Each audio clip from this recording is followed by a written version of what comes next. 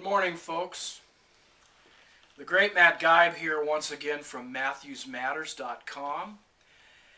And today I wanted to talk to you about a person that has come to mean a lot to me in the last year and a half.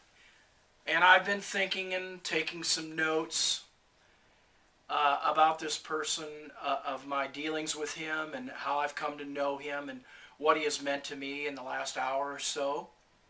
And I'm the type of person who could probably talk about something that they're passionate about or something that I love for a very long time, an hour or more. And the difficult thing about talking about this gentleman is that he means the world to me, and I could talk a long time about him. So it's going to be hard for me to condense this. I'll just feel like maybe I won't get everything in that I want to. Let me just say that, open it up and say, when the student is ready, the teacher will arrive. I think I have that generally right. When the student is ready, the teacher will arrive. And it was about the summer or the spring of '09 that the teacher for me arrived. And that teacher's name is Tony Teegarden. Now I want to show you something here. I went through my files this morning, and you see this here? This here, folks, is a file full of most of his blog posts that I have read in the time since I've gotten to know Tony. Tony has just been a wonderful man and a wonderful person and a go-giver individual to me. I can't say enough about him. When I met him, it was just the right time for me. I'd been on the internet for 3 years and kind of floundering around. And he was able to bring focus to my life and to the things that I needed to do. He coined the phrase on his blog, which I think is so cool. You've heard of SEO. He's the human SEO guy. The human search exploration optimization. He causes you to go within yourself, and he did that with me, to search out who you are and your strengths and how to optimize those strengths in your life so you'll live the best life possible. And that's what I've probably spent 4 or 5 hours with him now on the phone. And that was all free. He didn't charge me a dime, where he could have. And I have learned so very much. I've got some notes here. I first ran into him, like I said, when I first read his report, one of my favorite reports, 10 Reasons Why You Won't Be Successful. And it was like a slap in the face to me at that time. But it resonated with me, as most of Tony's writing does. It resonated with me, and it awoke some things in me, and it caused me to take stock of where I was and be honest with myself about where I was going. And since that time, I've grown so much. I won't give him all the credit. I'll give him the credit for helping me find me and helping me have the boldness to step out and be the best that I can be. And a year ago in January, this past January, I started my blog. Now I'm just about ready to launch my first ebook.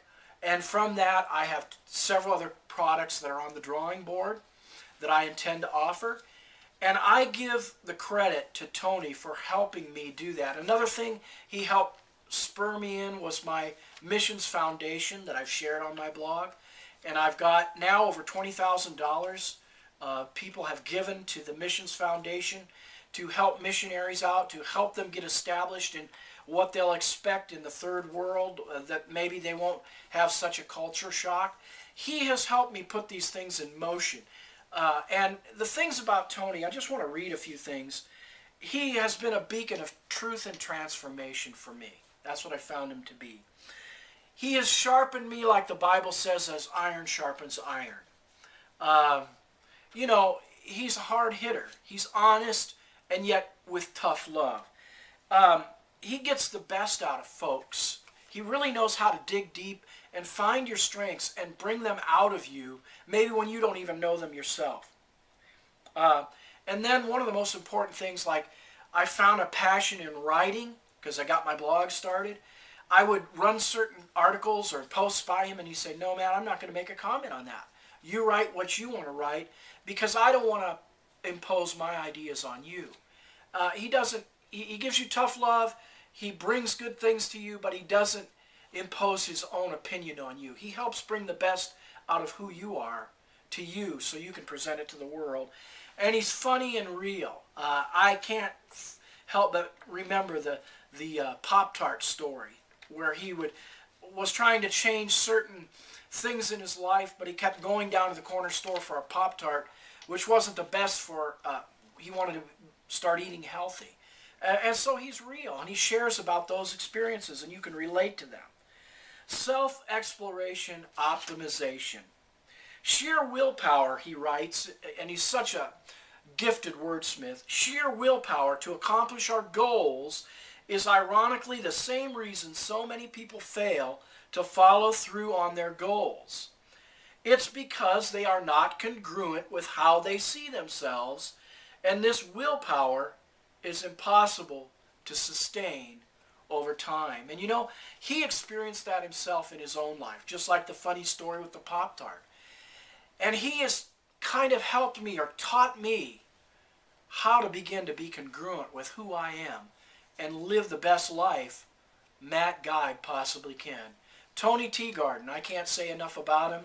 He's a wonderful man, a good friend, and you need to go to his blog, tonyteegarden.com, and find out about him. Thank you.